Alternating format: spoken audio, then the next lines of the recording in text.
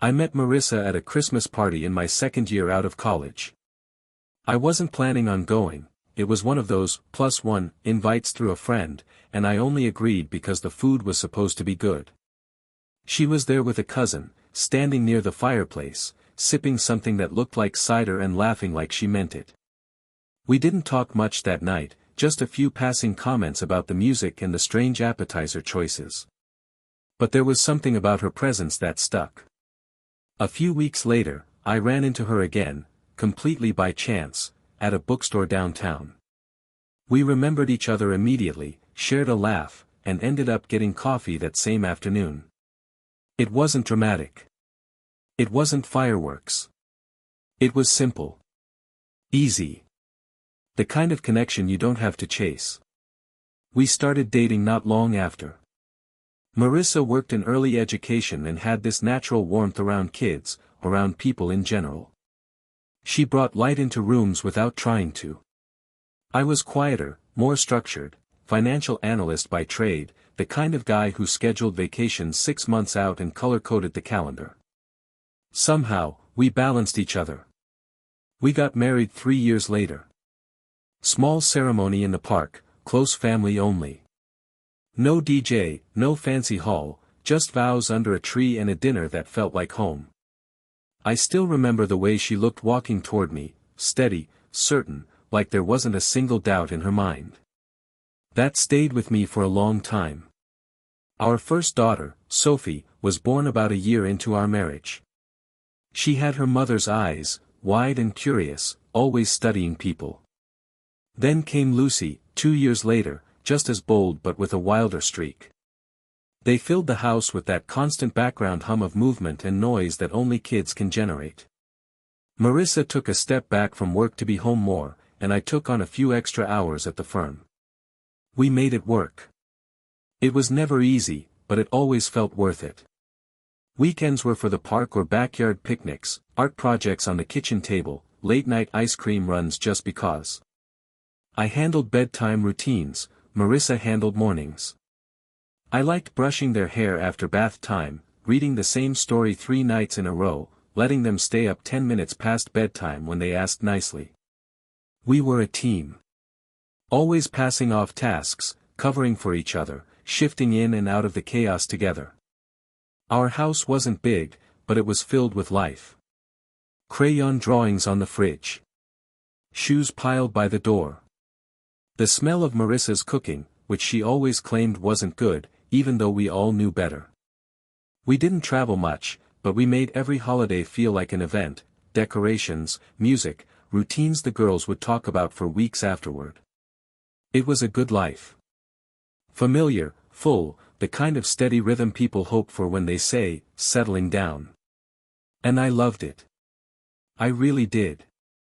Marissa had a way of making even the small things feel important. If the girls brought home scribbled drawings from daycare, she'd tape them up like gallery pieces. When I came home late from work, she'd leave a note next to a reheated plate that just said, "Missed you tonight."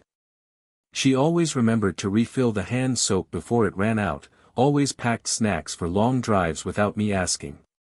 We settled into the kind of domestic rhythm that doesn't draw attention to itself.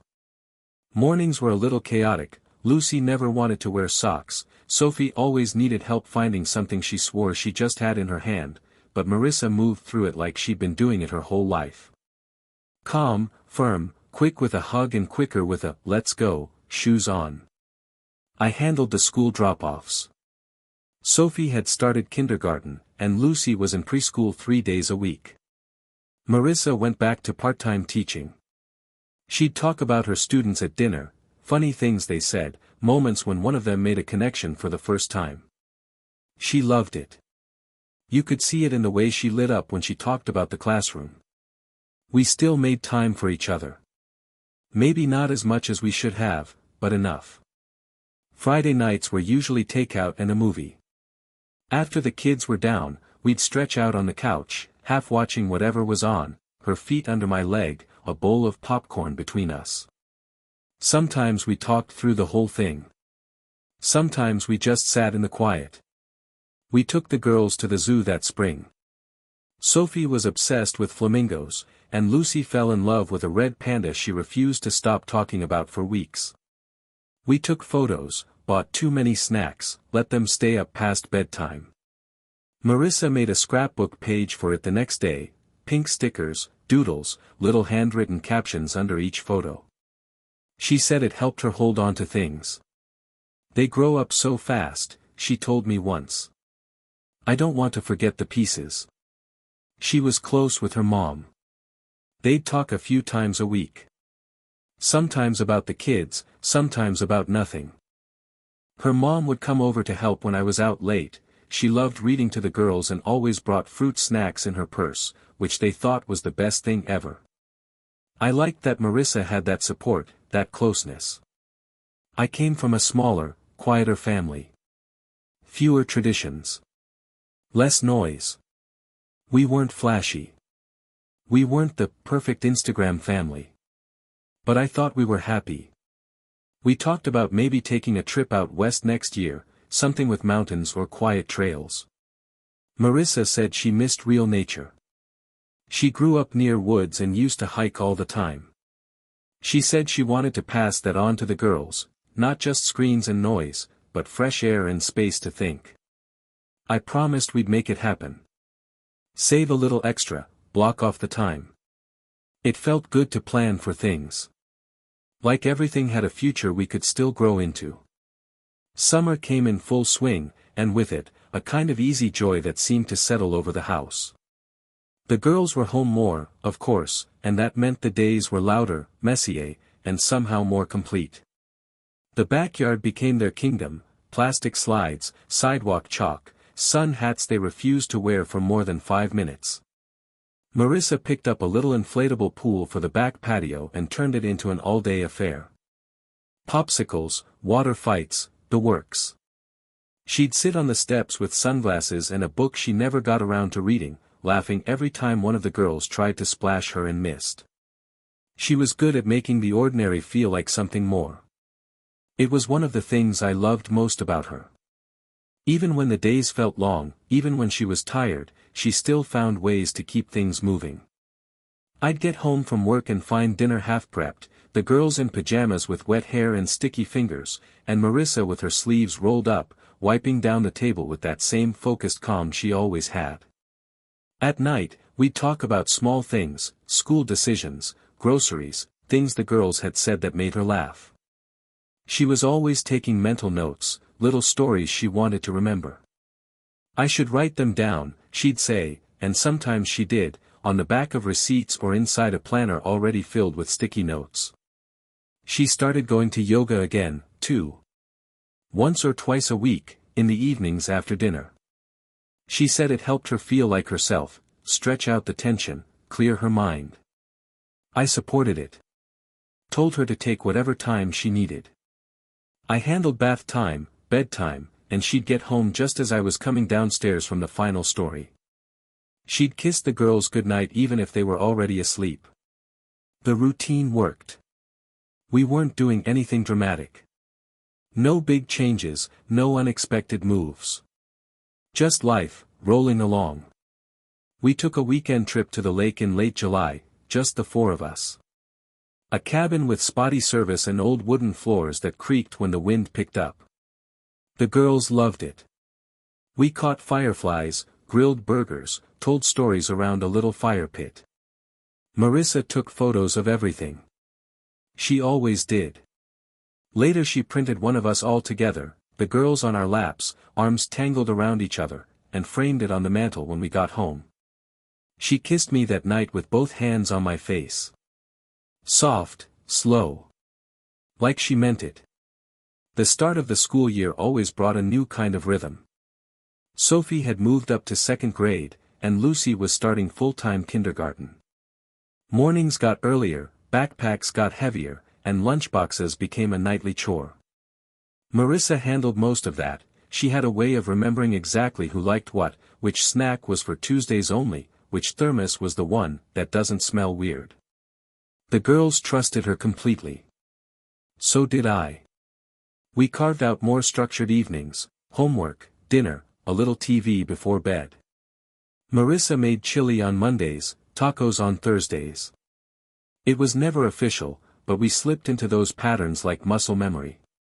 She said it helped the girls feel safe, knowing what came next. And truthfully, it helped me, too.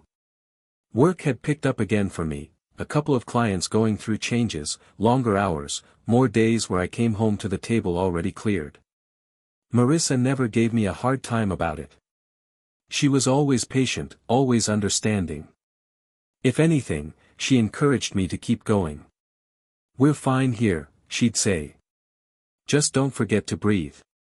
She'd text me little updates during the day, Lucy's drawing of a horse that looked like a potato, Sophie's spelling test result, what they were watching after school.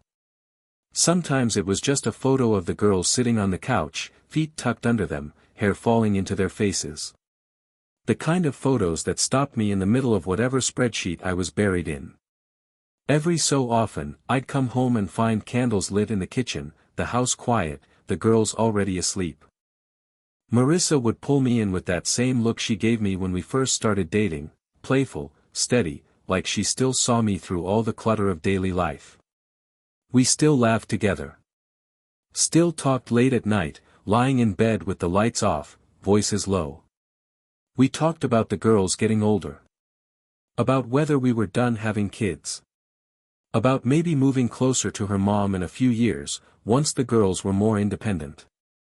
It all felt far away, but in the good kind of way, future things you plan for just to feel connected to something bigger than the present. I never thought to question anything. There were no fights, no strange absences, no distance I could feel. She was here. She was present. And I still loved coming home to her. It was a Saturday morning when the first flicker hit. Nothing dramatic. Nothing obvious. We were getting ready to head out, grocery run, hardware store, maybe ice cream after if the girls didn't melt down before noon. I was in the garage trying to find the right screwdriver when I heard Marissa's voice carry through the kitchen window. Light, laughing, almost flirtatious. I paused, listening without meaning to. She was on the phone. I couldn't make out the words, just the tone. Familiar, but not the version I usually got. It wasn't the voice she used with her friends when they caught up. It wasn't the clipped, distracted tone she used with customer service. It was softer. Warmer. Like a private joke was hanging between the lines. A moment later, she was off the call and calling out to the girls to get their shoes on. I didn't say anything. We loaded into the car. She smiled at me like nothing had happened. Maybe nothing had. But that tone stuck with me, not because I recognized the words, but because I didn't. That night, we were watching something on the couch after the kids went to bed. She was curled up next to me, head on my shoulder, but her phone buzzed twice. Not loud. Just 2 short pulses. She checked it quickly and smiled, that same soft smile I'd seen earlier. Then she turned the phone face down and tucked it under the blanket. "Who was that?" I asked casually. "Just Emma," she said. "Her kid's having a meltdown over a missing Lego." I laughed, and she leaned in to kiss my cheek. But something about it was off. Not wrong. Just, rehearsed. Later that week, I came home from work a little earlier than usual. Marissa wasn't expecting me. I walked into the house and found her in the kitchen, phone in one hand, staring out the window. Her posture shifted when she saw me. A quick straighten of the shoulders. The phone disappeared into the drawer where we kept the charger. She smiled. "You're home early. Meeting wrapped up fast." She walked over and hugged me, like she was trying to erase whatever moment I'd interrupted. We didn't talk about it. I didn't bring it up again. But I started paying closer attention. Not because I suspected anything. Not really. We were happy. Solid. That's what I kept telling myself. But still, little things. Small changes. Unnamed feelings. Marissa didn't seem distant. If anything, she was more affectionate than usual. More engaged with the girls.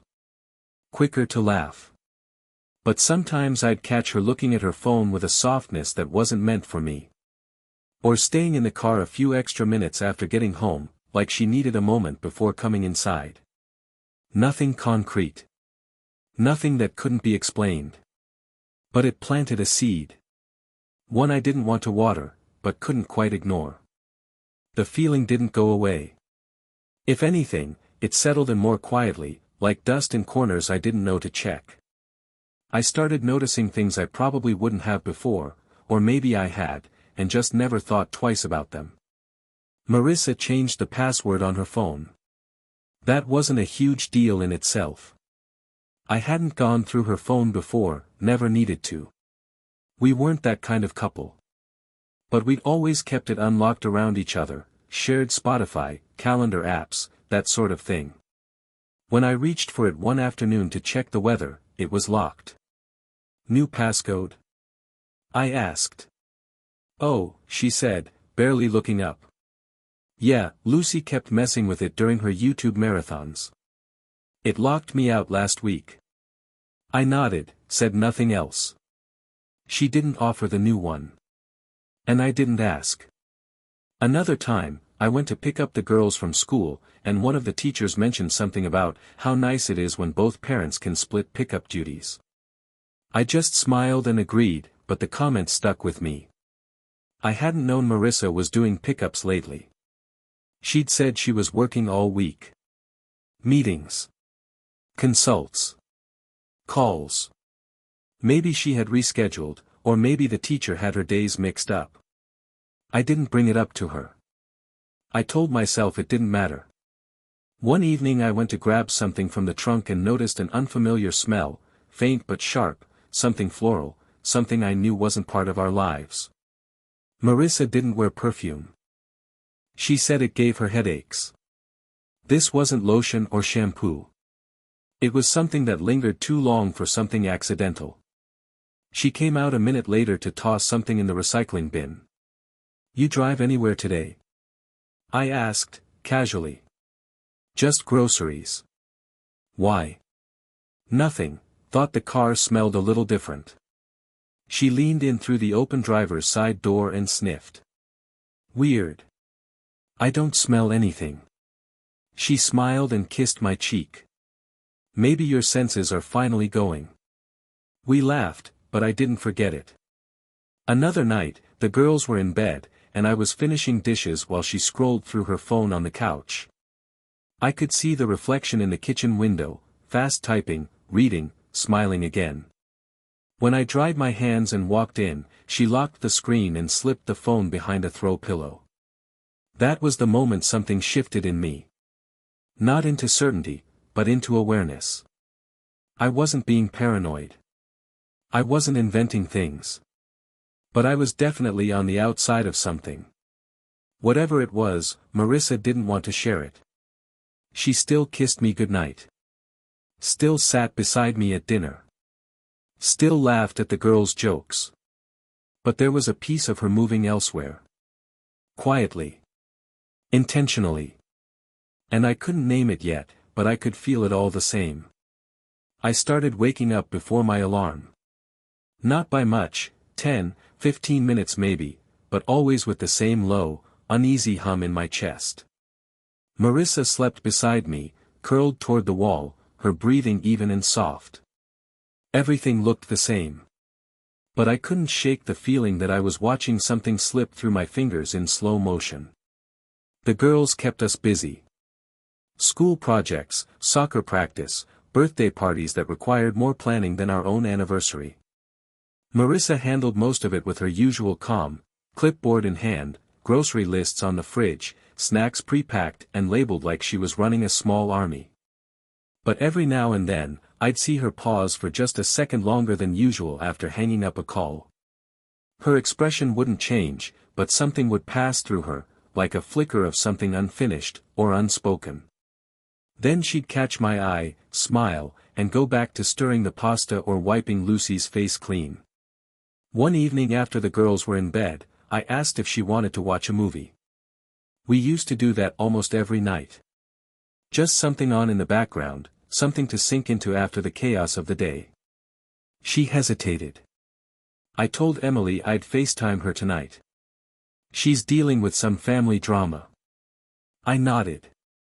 Everything okay? Yeah, just the usual. I might be a while. She headed upstairs with her phone and closed the bedroom door behind her. I sat in the living room, staring at the muted TV screen. 10 minutes passed. Then 20. I walked up the stairs slowly, not because I was trying to sneak, but because I didn't know what I was doing. I paused outside our door. I didn't hear her voice. Just the low murmur of something, not a call. A video maybe. Or silence. I walked away before I could think better of it. Another day, I had to leave work early. Sick kid in Lucy's class meant all the parents got called. When I got home, Marissa's car was in the driveway, which surprised me. She'd said she had meetings all afternoon. I stepped inside quietly, mostly out of habit. The house was silent. She wasn't in the kitchen. Not in the living room. Not upstairs. When I finally found her, she was in the laundry room, sitting on the floor next to the dryer with her phone in her hand. Her expression changed the second she looked up and saw me. "Everything okay?" she asked, standing quickly. "Yeah, Lucy's school called. I came to grab her." She nodded too fast. "Right. I forgot about the notice this morning. I didn't push it." But later that night, I kept replaying the image of her sitting there alone, phone still glowing, eyes locked on something I wasn't supposed to see. I didn't ask who she was texting anymore. I didn't check the calendar to see if her appointments lined up. I didn't look at the call logs or the way she reached for her phone when she thought I wasn't watching. Because I already knew something was wrong. I just didn't know how far gone it was. It was a Sunday afternoon. Quiet, sunny, one of those early fall days where the light hits just right through the windows. Marissa had gone out, said she was meeting her mom for lunch and maybe stopping by a craft store after. The girls and I stayed home. I was helping Sophie with a school poster, gluing little cutouts onto a bright blue background while Lucy sat on the floor behind us, coloring and humming to herself. Out of nowhere, Lucy asked, "When are we going to play with Daddy?" I looked up from the glue stick. "We're playing now, kiddo." She shook her head, still coloring. "Not you, the other Daddy." I laughed a little, confused. "What do you mean, sweetheart?" She looked up, crayon in hand, and asked it again like it was the most normal thing in the world, "Where is Daddy? When is he coming over?" Sophie didn't say anything. She just kept gluing. Her little mouth was pressed into a thin, serious line, like she knew not to join in. "Hey, Lou," I said gently, "who are you talking about?" She stared at me for a moment, then looked back down at her page. "Just Daddy. The one with the dog. We played hide and seek there. He has the big backyard." It was a strange kind of moment, the way time seems to slow around something you weren't ready to hear. My mind scrambled for explanations. Maybe she was talking about a friend's house.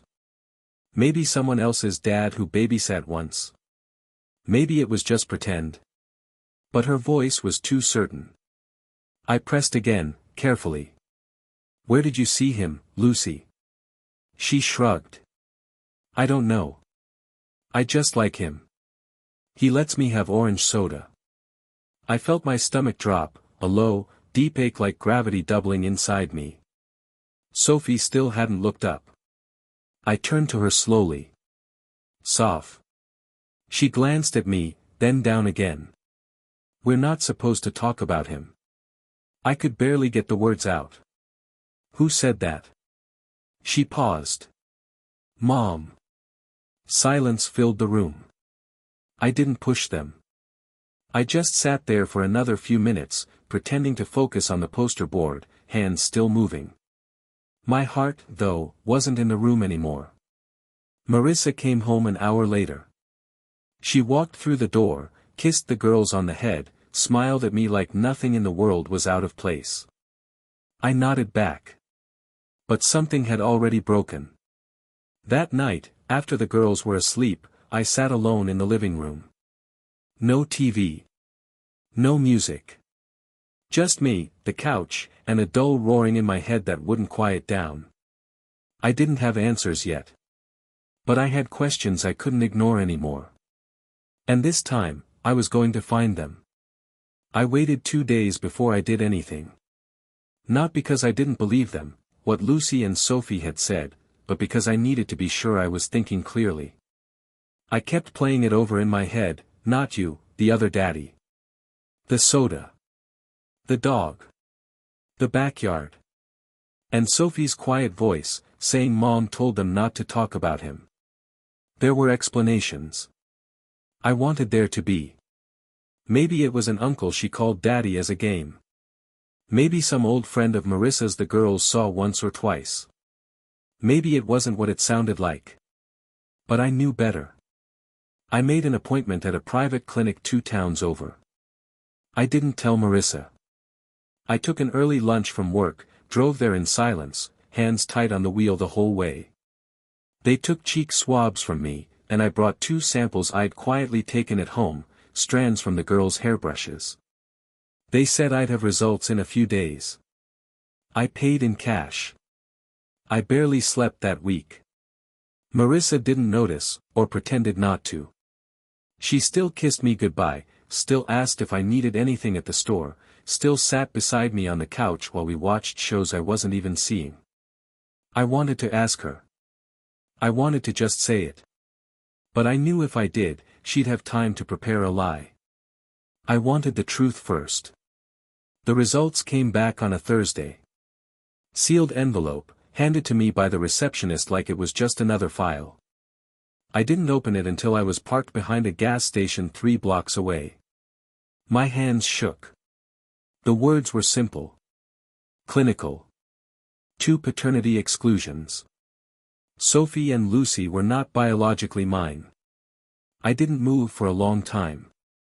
Just sat in the driver's seat, staring at those 2 lines like they were written in another language. 9 years.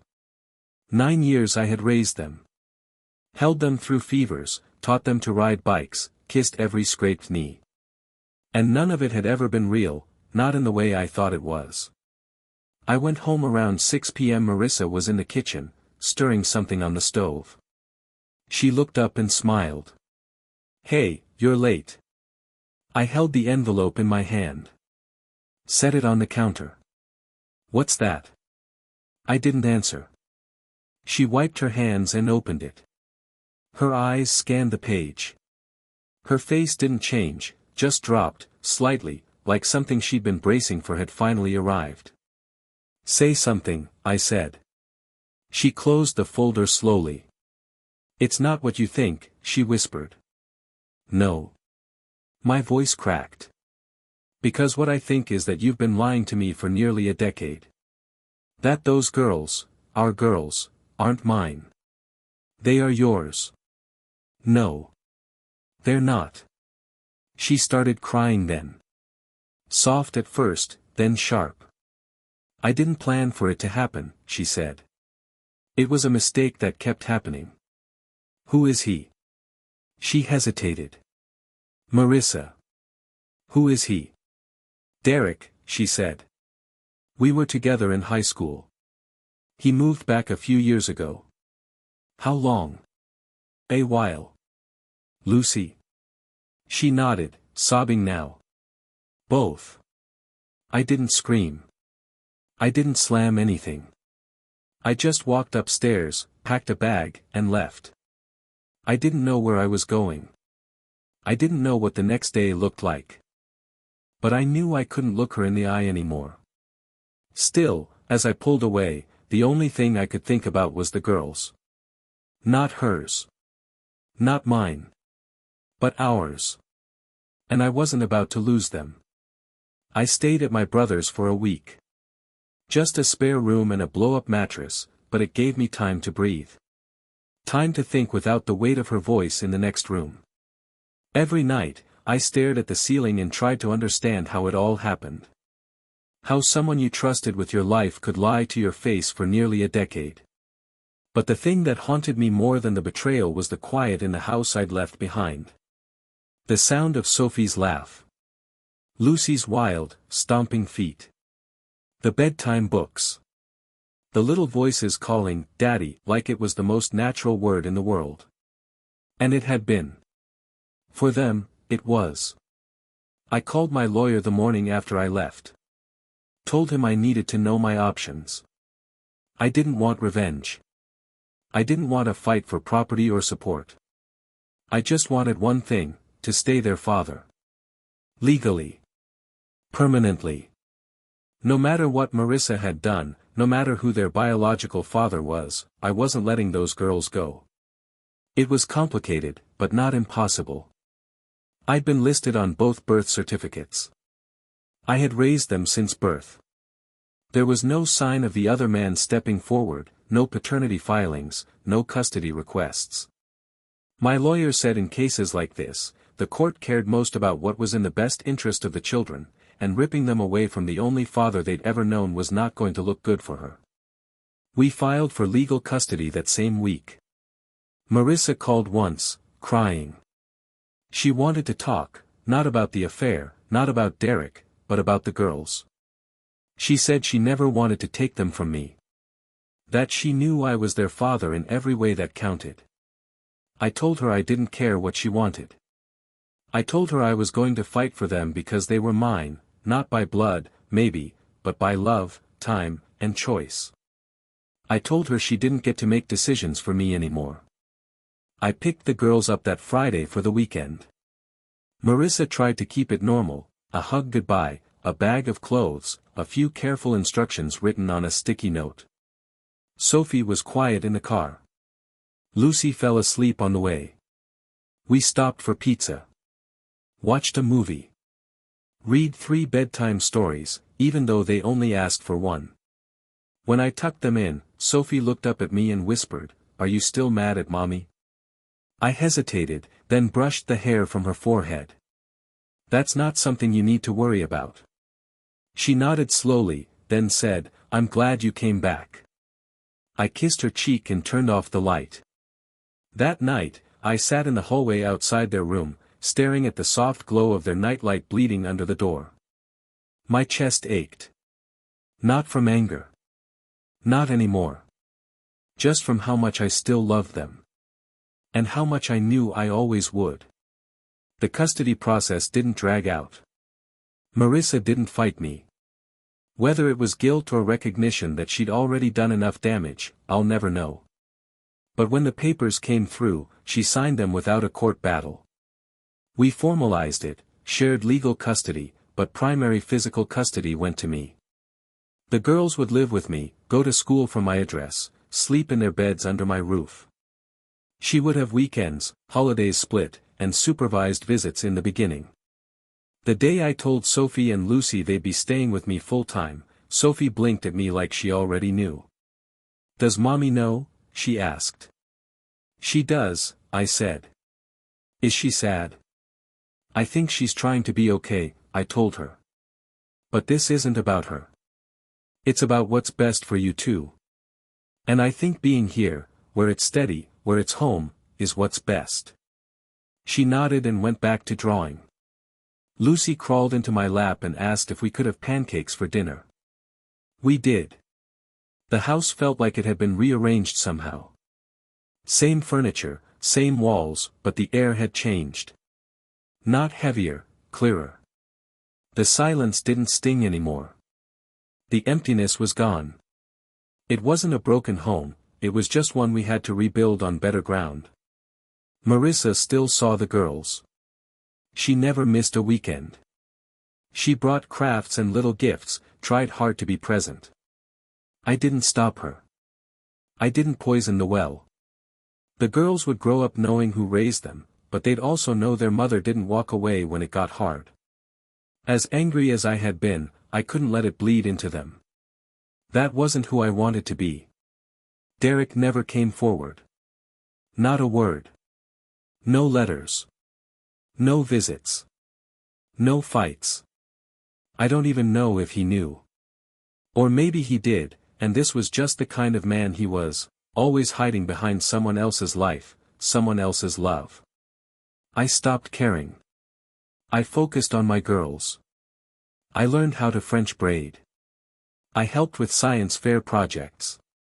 I made school lunches and forgot to sign field trip forms and got better at bedtime songs. I was tired most days.